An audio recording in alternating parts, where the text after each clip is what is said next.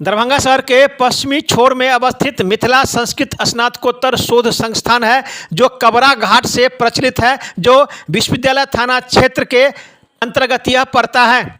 शहर के पश्चिमी छोर बागमती नदी के किनारे करीब 62 बीघा में यह स्थापित है।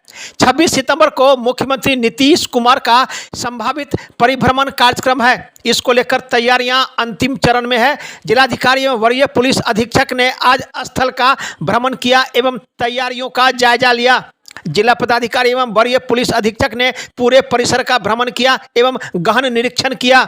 शहर के पश्चिमी छोर में अवस्थित यह शोध संस्थान काफी चर्चित है। आपको बताते चले कि राज दरभंगा के महाराजा डॉक्टर सर कामेश्वर सिंह ने शोध संस्थान खोलने के लिए यह भूमि दान में दिया था। राज दरभंगा के द्वारा डॉक्टर कामेश्वर सिंह ने इस भूमि में प्राच्य विद्या खोलने के लिए भूमि दिया था और देश के प्रथम राष्ट्रपति डॉक्टर राजेंद्र प्रसाद के द्वारा इसका शिलान्यास 21 नवंबर 1951 को उनके द्वारा किया गया था। उसके बाद किसी तरह ये चल रहा था।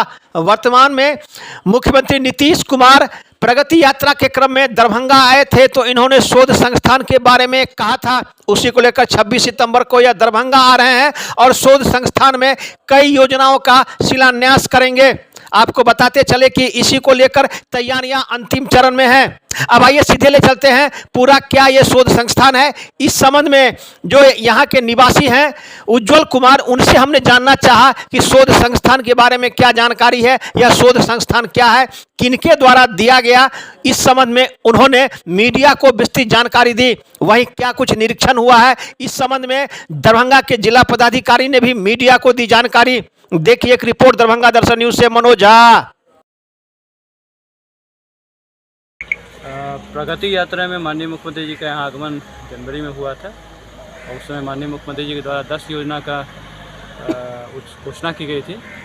10 योजना में एक घोषणा पहले शिलान्यास था, बाकी 8 योजना जो है वो उसका शिलान्यास माननीय मुख्यमंत्री जी के यहाँ किया जाएगा। इसके अलावा कई सारी अन्य योजनाएं का भी शिलान्यास किया जाएगा, लाभों को संवाद किया जाएगा मिथिला शोध संस्थान के कैंपस से। और उसी की तैयारी के मद्देनजर हम लोग आए हैं यहाँ पे।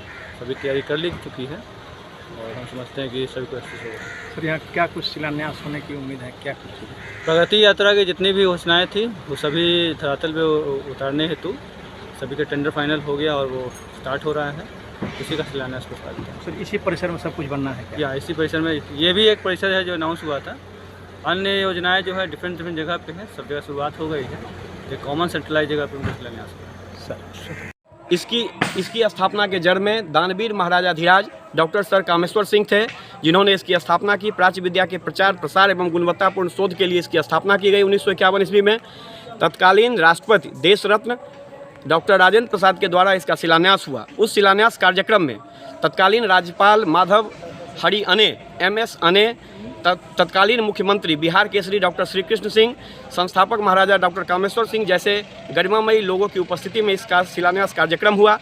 और उसके बाद यह संस्था उत्तरोत्तर जो है इसका विकास होता गया। लेकिन बाद के समय में कालक्रम में इसमें बहुत ही डिटोरिएशन आया और उसके बाद यहाँ धीरे धीरे यहाँ के पद पर जो लोग आते गए वो सेवानिवृत्त होते गए और सेवानिवृत्त होने के बाद यहाँ अस्थायी निदेशक तक अभी नहीं है। अभी वर्तमान में यहाँ अस्थायी निदेशक नहीं है, प्रभारी निदेशक से काम चलाया जा रहा है। उसके बाद मैं राज्यसभा के माननीय सांसद श्री संजय कुमार झा जी के पास अपनी सारी कथा और व्यथा को मिथिला संस्कृत शोध संस्थान के विषय में रखा।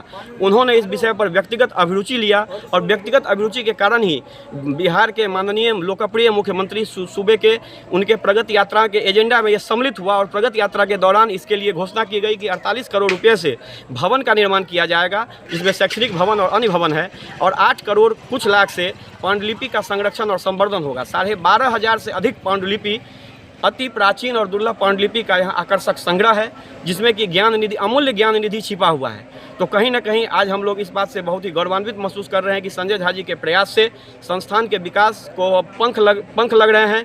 लेकिन हम लोगों का एक डिमांड है, संपूर्ण शिक्षा और संस्कृत जगत की ओर से, दरभंगा वासी की ओर से मैं एक डिमांड करता हूं कि 62 बीघे का विशाल भूखंड दानवीर महाराजाधिराज ने दिया। उनकी अपार दानशीलता के कारण यह संस्थान आज यह इस रूप में है कि हम लोग यहाँ हैं।